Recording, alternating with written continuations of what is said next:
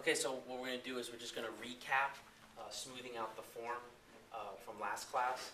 So all the videos, all the video clips before this, only led us up through single whip. And so we're going to do all single whip to help review before we go on to the rest of it. So starting with the feet together.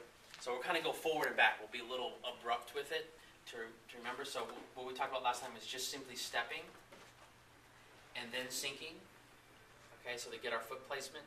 And when we sink, we feel all of our connections in our body, and then we pressure our feet to allow the hands to float up. And we talked about stretching the fingers, not having it too much in, but letting it come out, and then letting it sink back down, weight going into the heels, the balls of the feet. And then turning and moving continuously. We talked about keeping this, so we'll kind of go back and forth a little bit, so stop and kind of go with me. So we got rid of the ball holding, and we just moved to continuous rotating at the elbow joint with the body, shifting, stepping without bringing the foot in so much, and continually flowing all the way through.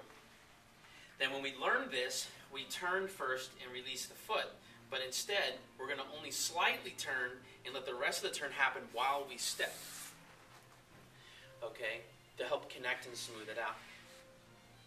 And then from here, we stay forward. That wasn't new. Shift back, so you turn, shift back.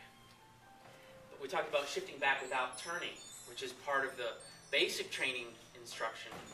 Hello, sir. Hello, ma'am. Is part of this basic training instruction to not just shift back and move the hands right away, but to shift back and turn.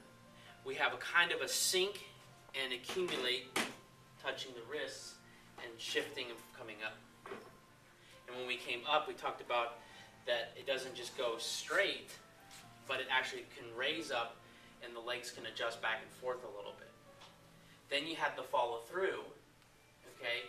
And the feeling, just like in push hands, of the pressing. Even though you don't show it when you do the form, you feel it coming through. Then we combine the two halves of single whip.